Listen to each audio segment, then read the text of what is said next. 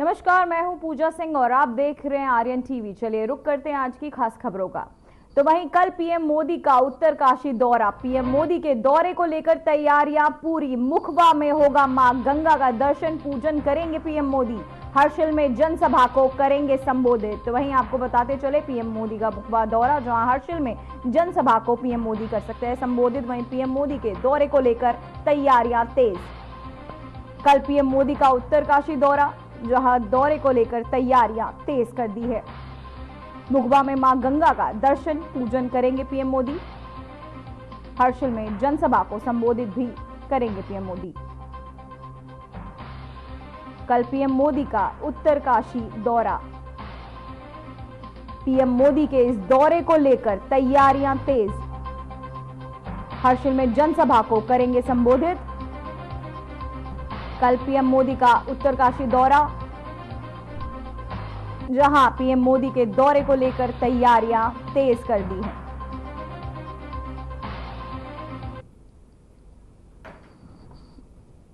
PM Modi के दौरे को लेकर तैयारियां पूरी हो चुकी हैं, जहां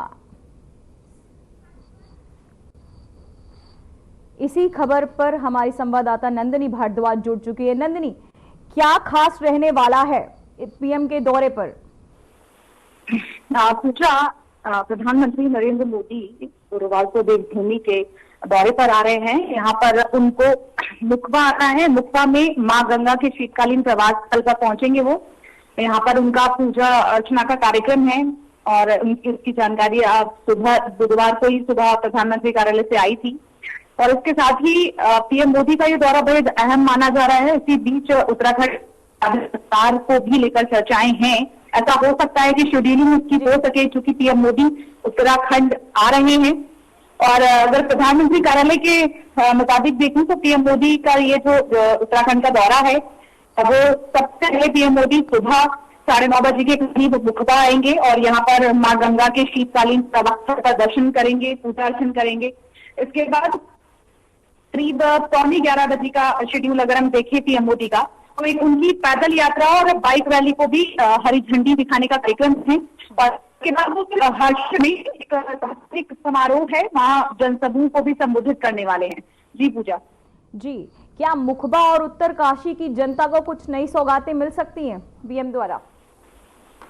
बिल्कुल पूजा, ये तो तय है कि मोदी जहां जाते हैं सौगातों की बरसात जरूर करते हैं। और ये निश्चित है कि उत्तराखंड में भी यही कुछ नजर आए, क्योंकि प्रधानमंत्री नरेंद्र मोदी का ये दौरा केवल धार्मिक पर्पज इसका नहीं है।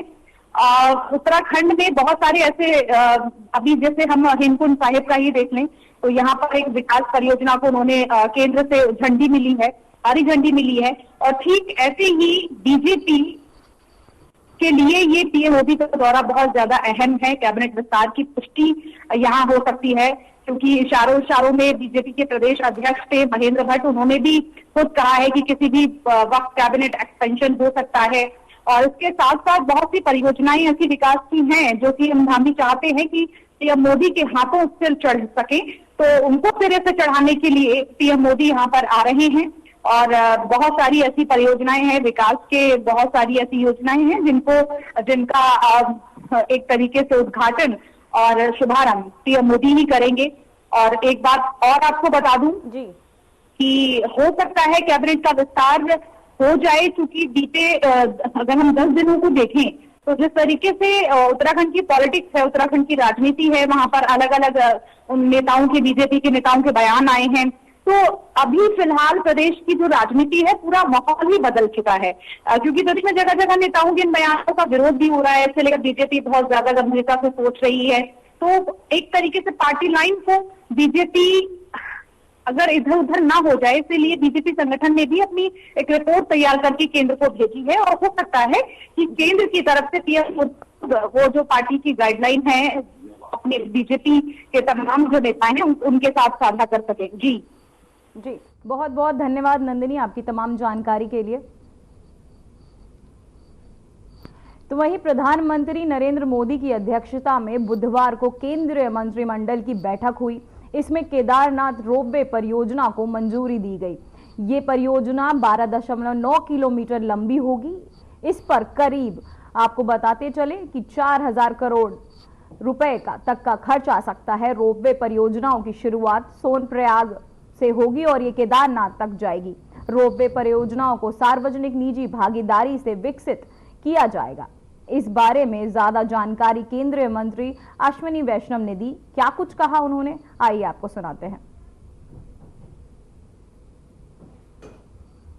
तो वहीं हेमकुंड साहिब रोपवे प्रोजेक्ट को मंजूरी मिल गई है। जहां हेमकुंड साहिब रोपवे प्रोजेक्ट को ये मंजूरी के साथ आपको बताते रह चले 2,730 करोड़ रुपए की दी गई है मंजूरी। जहां ये प्रोजेक्ट 12.4 किलोमीटर लंबा होगा।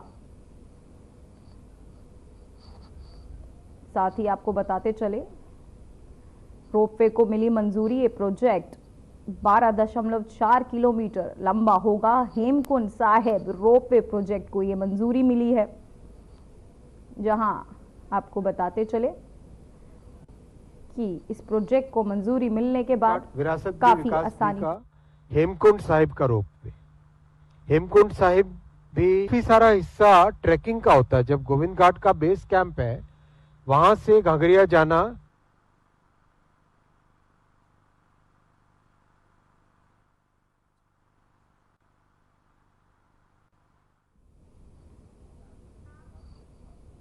तो वहीं एक बड़ी खबर सामने आ रही है। जहां चार धाम यात्रा पर बोले सीएम धामी, इस बार चार धाम यात्रा अच्छी होगी, श्रद्धालुओं को सुविधाओं का ध्यान। तो वहीं यात्रा को बेहतर बनाने की कोशिश। तो वहीं आपको बताते चले श्रद्धालुओं की सुविधाओं को ध्यान में रखा जाएगा, ऐसा कहा उन्होंने। यात्रा को बेहतर बनाने की पूरी तैयारी की गई है। तो श्रद्धालुओं के लिए यात्रा अब आसान हो सकती है। चार धाम यात्रा पर बोले सीएम धामी। जहां चार धाम यात्रा को लेकर उन्होंने कई तैयारियां की। जहां श्रद्धालुओं के लिए कई सुविधाजनक चीजें इस बार मिलेंगी, वहीं यात्रा को बेहतर बनाने की कोशिश की जाएगी। इस बार चार धाम यात्रा बेहतर होगी, ऐसा उन्होंने दावा किया। चार धाम यात्रा पर सीएम धामी का बयान, जहां उन्होंने कहा कि इस बार चार धाम की यात्रा अच्छी होगी। देश भर से कई श्रद्धालु चार धाम यात्रा के लिए आते हैं, जिसको ध्यान में रखते हुए सीएम धामी ने इस बार चार धाम यात्रा को लोगों के लिए, श्रद्धालुओं के लिए आसान बना दिया है। अब वक्त हो चुका है छोटे से ब्रेक का।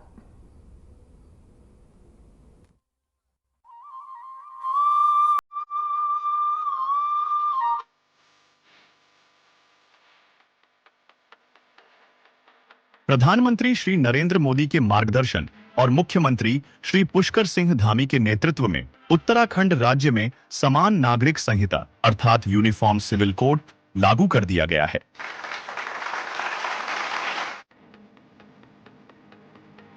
इस ऐतिहासिक कदम ने समान नागरिक अधिकारों और एक समान न्याय व्यवस्था की नींव रखी है।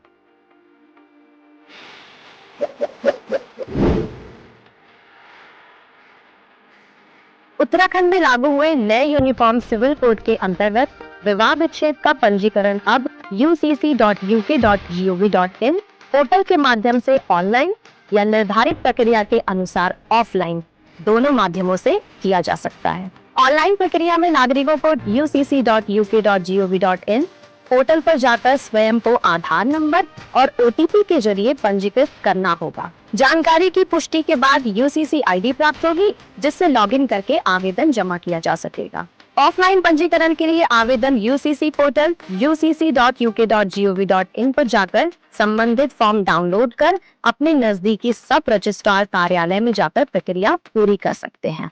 यदि विवाह विच्छेद UCC लागू होने के बाद हुआ है तो पहले विवाह का पंजीकरण करवाना अनिवार्य होगा, लेकिन यदि विवाह विच्छेद UCC लागू होने से पहले हुआ है तो विवाह पंजीकरण करवाना अनिवार्य नहीं होगा।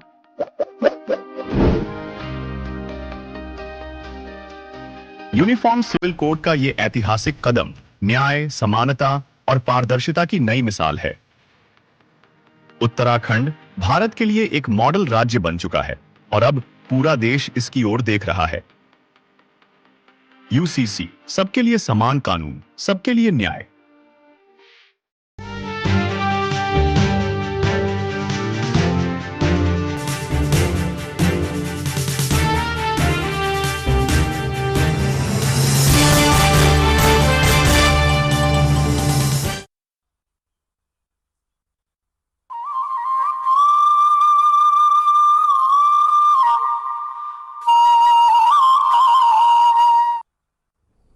ब्रेक के बाद खबरों में एक बार फिर से आपका स्वागत है। तो वहीं उत्तराखंड में चारधाम यात्रा को लेकर सरकार के तहत टैक्सी कार संचालकों के लिए बनाए गए नियमों का उत्तराखंड टैक्सी मैक्सी महासंघ ने विरोध शुरू कर दिया है, जिसको लेकर मसूरी में उत्तराखंड टैक्सी मैक्सी महासंघ ने प्रदेश अध्यक्ष सुंदर सिंह पवार ने पत्रकार वार्ता आयोजित कर कहा कि अगर सरकार ने टैक्सी कार संचालकों के लिए बनाए गए नियमों में संशोधन नहीं किया गया तो पूरे प्रदेश में टैक्सी मैक्सी महासंघ के साथ प्रदेश की अन्य ट्रांसपोर्ट यूनियन भी चारधाम यात्रा का विरोध करेगी।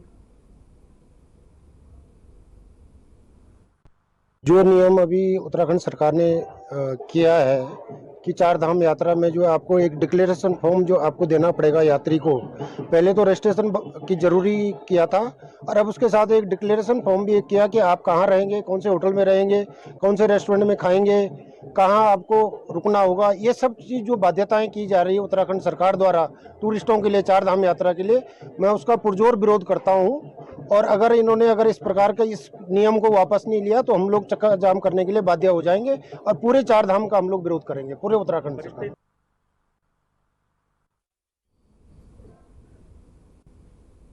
वही खबर हरिद्वार से है, जहां बाइक का आतंक बढ़ता जा रहा है। ताजा मामला ज्वालापुर इलाके का है, जहां एक शातिर चोर शराब के ठेके के बाहर खड़ी बाइक को मास्टर चाबी से खोलकर चंद सेकंड्स में लेकर फरार हो गया। पुलिस मामले की जांच में जुटी है, लेकिन शहर में लगातार बढ़ रही बाइक चोरी की घटनाओं से लोगों में डर का माहौल है।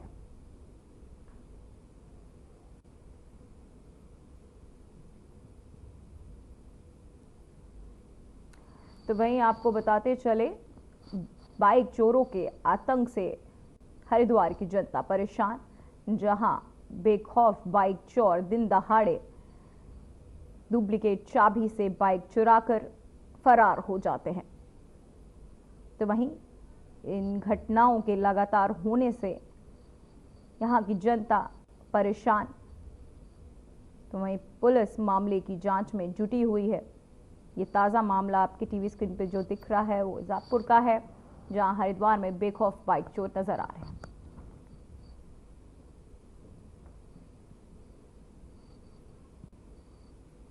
अब वक्त हो चुका है एक छोटे से ब्रेक का।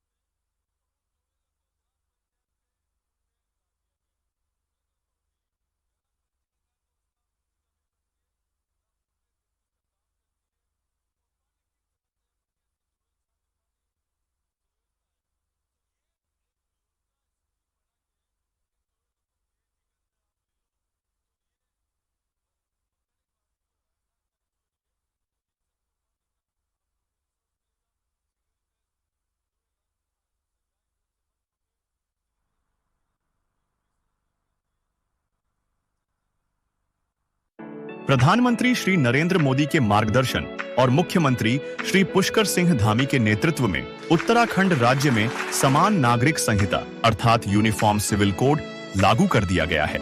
27 जनवरी 2025 से उत्तराखंड पहला ऐसा राज्य बना है जहां अब लिव इन रिलेशनशिप का पंजीकरण अनिवार्य किया गया है। यूसीसी पोर्टल ucc.uk.gov.in के माध्यम से लिव इन रिलेशनशिप का पंजीकरण ऑनलाइन या निर्धारित प्रक्रिया के अनुसार ऑफलाइन कराया जा सकता है। ऑनलाइन प्रक्रिया में नागरिक ucc.uk.gov.in पोर्टल पर जाकर स्वयं को रजिस्टर करेंगे। इसके लिए आवेदककर्ता को अपना आधार कार्ड नंबर और ओटीपी प्रदान करना होगा। ओटीपी के माध्यम से जानकारी की पुष्टि की जाएगी।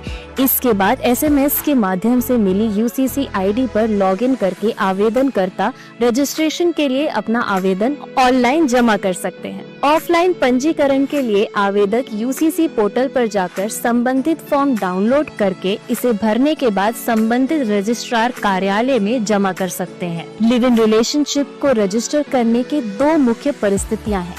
पहली स्थिति में उत्तराखंड में रहने वाले ऐसे लोग आएंगे जो लोग पहले से ही लिव इन रिलेशनशिप में रह रहे हैं, और दूसरी स्थिति में ऐसे जो भविष्य में लिव इन रिलेशनशिप में रहने के इच्छुक हैं, लेकिन अभी तक इन्हें रहने के लिए साझा आवास नहीं मिला है। ऐसी स्थिति में आवास की खोज के लिए इच्छुक व्यक्ति पोर्टल पे आवेदन कर न्यूनतम 30 दिन अधिकतम 45 दिन का अस्थायी प्रमाण पत्र प्राप्त कर सकते हैं। इस समय में वे उपयुक्त आवास खोजकर अंतिम पंजीकरण करा सकते हैं। लिव इन रिलेशनशिप का पंजीकरण कराने का उद्देश्य समाज में पारदर्शिता और कानूनी सुरक्षा सुनिश्चित करना है। यूसीसी, सबके लिए समान कानून, सबके लिए न्याय।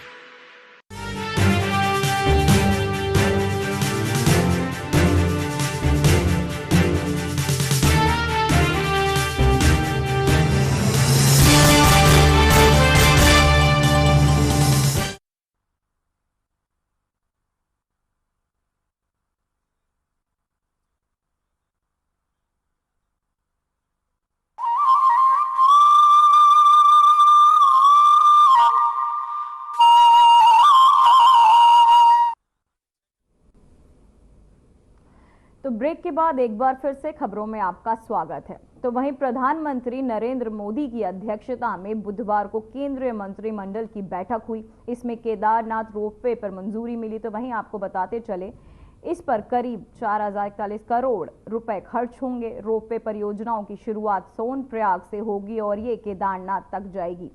रोपवे परियोजना को सार्वजनिक निजी भागीदारी से विकसित किया जाएगा। इस बारे में ज्यादा जानकारी केंद्रीय मंत्री अश्विनी वैष्णव ने दी। क्या कुछ कहा उन्होंने, आइए आपको सुनाते हैं। साथ ही साथ उसको मॉडर्न टाइम्स के हिसाब से डेवलप करने का भी प्रयास करें। इसमें पहला प्रोजेक्ट जो आज अप्रूव हुआ है वो है केदारनाथ रोपवे। केदारनाथ रोपवे, अगर आप केदारनाथ जी का ये एक स्केच है जो सोनप्रयाग से गौरीकुंड से करीब उसके आगे सारा ट्रैकिंग का रास्ता है। ये ट्रैकिंग का रास्ता मंदाकिनी जी के साथ साथ है और वो आगे केदारनाथ जी का धाम। 4 धाम में बहुत ही महत्वपूर्ण धाम है केदारनाथ धाम।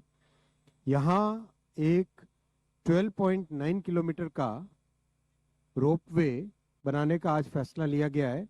करीब 4081 करोड़ रुपीस का ये प्रोजेक्ट होगा और जो 12 ज्योतिर्लिंग में से एक ज्योतिर्लिंग केदारनाथ जी है, वहां पर जितने श्रद्धालु भक्त जाते हैं उनके लिए 4 धाम की इस यात्रा में एक बहुत बड़ा माइलस्टोन ये प्रोजेक्ट बनेगा।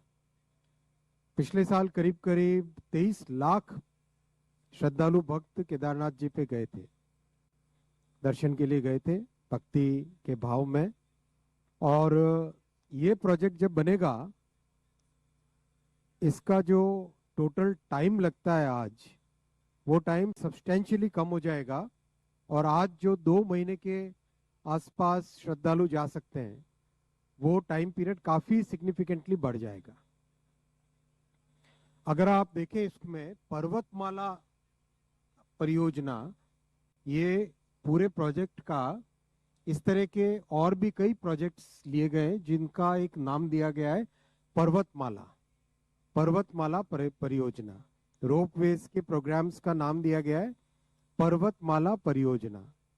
ये नेशनल हाईवे अथॉरिटी के अंतर्गत एक नई कंपनी बनी है, उस कंपनी की जिम्मेदारी दी है। और एक प्रोजेक्ट आपकी जानकारी में होगा, वाराणसी में भी एक प्रोजेक्ट इस कंपनी ने टेकअप किया था। ये 12.9 किलोमीटर का प्रोजेक्ट बनेगा उत्तराखंड टूरिज्म डेवलपमेंट बोर्ड और national highway logistics management limited, ये NHAI की सब्सिडरी है, इन दोनों कंपनीज के जॉइंट वेंचर से बनेगा। अभी जो रास्ता है उस रास्ते में और इसमें बहुत बड़ा डिफरेंस आ जाएगा। ये प्रोजेक्ट की डिटेल से आप फोटो ले सकते हैं और वैसे तो आपके साथ PPT शेयर भी किया जाता है हमेशा।